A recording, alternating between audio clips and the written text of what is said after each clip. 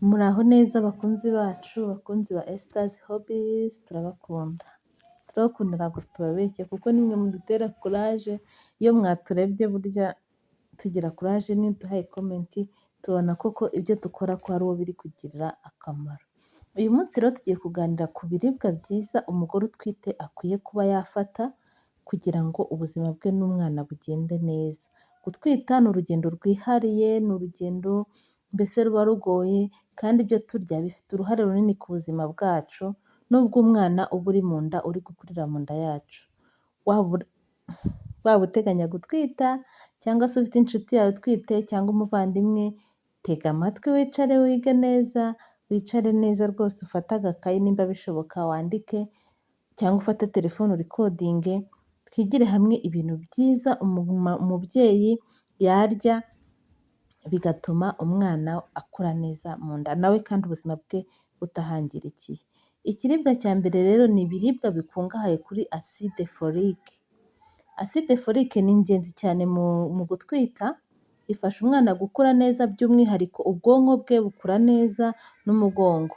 Ubushakashatsi bwagiye bugaragaza ko ifasha kugabanya ibyago byo kuba umwana yavukana ubumuga bwo mu mutwe. Urumva rero acide folique ni ingenzi.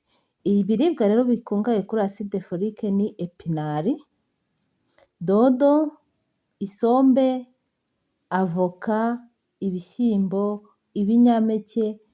Hari ibinyampeke baba baragiye bayongeramo bitewe n'uko bagiye babikora nka za oti n'ibiki. Ni byiza rero gukoresha bino biribwa bikungahaye cyane cyane mwumva ko ari imboga rwatsi, ugomba kwihutira kurya imboga. Icyiza noneho rero ushobora gutangira gufata iyo acide folique mbere yo gusama, kugeza nibura amezi 3 mbere ushobora gutangira gufata ibyo biryo mbere amezi 3 mbere y'uko witegura gutwita kugira ngo nibura umwana azasanga umubiri umwiteguye. Ibiribwa bya kabiri rero ugomba kwitaho cyane mu gihe witegura gutwita cyangwa se utwite ni ibiribwa bikungahaye kuri calcium. Umubiri wacu n'uw'umwana ukeneye calcium cyane cyane rwose mu gihe akiri mu nda cyane nawe igihe utwite uba uyikeneye. Calcium ifasha amagufwa gukomera, atuma amenyo akomera ndetse arinda n'indwara zo kuba wagira ikibazo cy'indwara z'amagufwa, amagufwa akaba ari yoroshye nk'indwara bita osteoporosis gutyo sinzi uko terime y'abaganga. Calcium rero ni ingenzi cyane, ikintu dushobora kuyikuramo dushobora kurya ni kunywa amata n'ibiyakomokaho nka za yawurute, foromaje, bata, kurya ibijumba rwose ni byiza. Ibijumba ni byiza ku mugore utwite, bikurinda kuba warwara constipation kuko ikijumba ni ikiribwa cyiza cy'urwungano ngogozi. Harimo ibinyomoro nabyo bifite iyo calcium. Harimo imboga nka epinari ziragarutse urumva epinari zigarutse bwa kabiri. Harimo brocoli, harimo ibinyampeke, harimo na soya rwose cyane cyane amata ya soya nayo arimo calcium nyinshi. Nimba rero ugira intolerance y'amata se amata utayakunda, ushobora kwibanda cyane ku mboga n'ibinyampeke kugira ngo ubone ya calcium ihagije kandi ukajya no ku kazuba kugira ngo ubone vitamine D. Bituma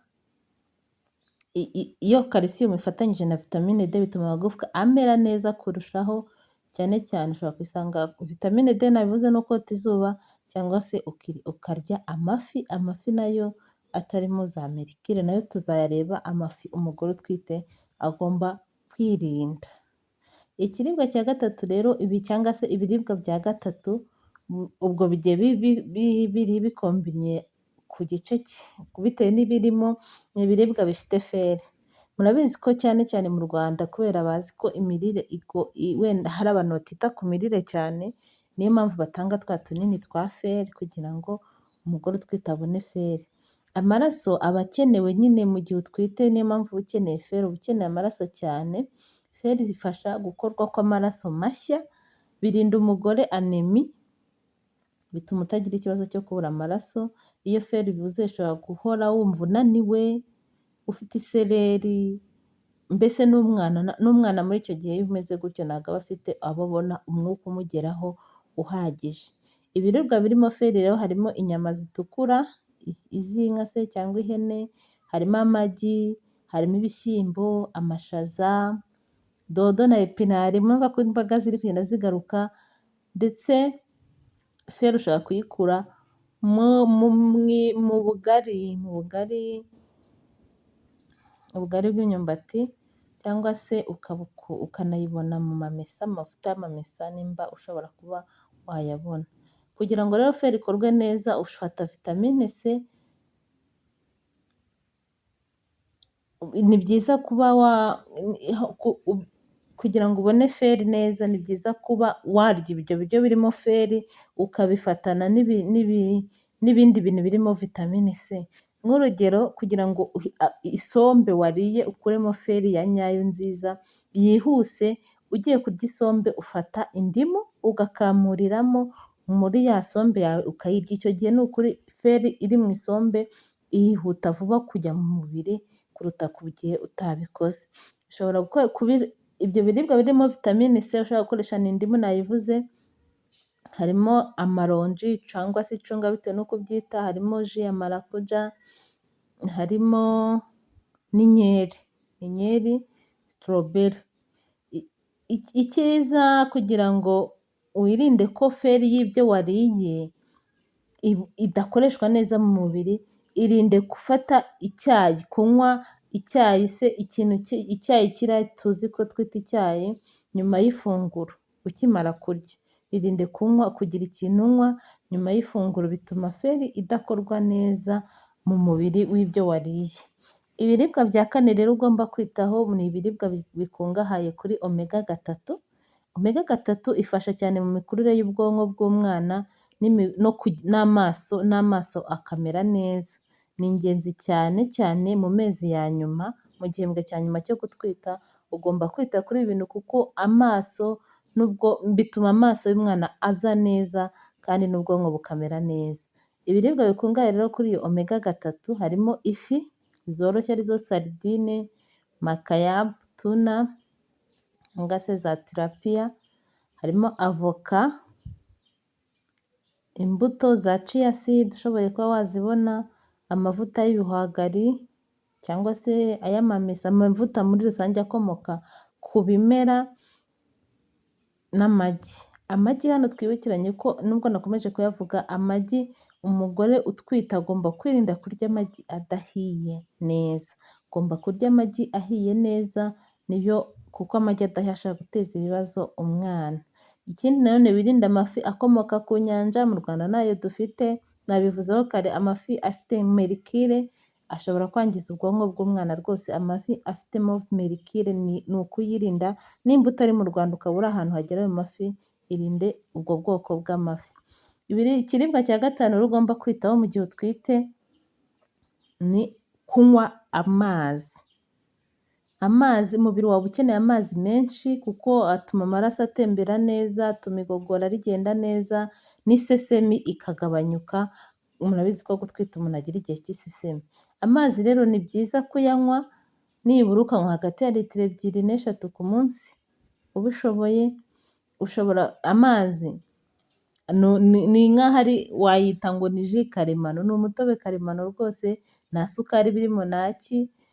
Ahantu rero ushobora kuyakoresha kuko biba bigoye kuyanywa, ushobora gufata amazi ugashyiramo akandi kantu kazatuma wumva wayanywa. Nk'urugero, ushobora kuba utaranze indimu, ushobora gushyiramo akadimu gake cyangwa se ugashyiramo akaronji kugira ngo uyanywe wumva impumuro ya rya ronji, nimba koko amazi kuyanywa byarakunaniye, cyangwa ugashyiramo agatangawizi cyangwa se kamomiri isigaye iboneka no mu Rwanda.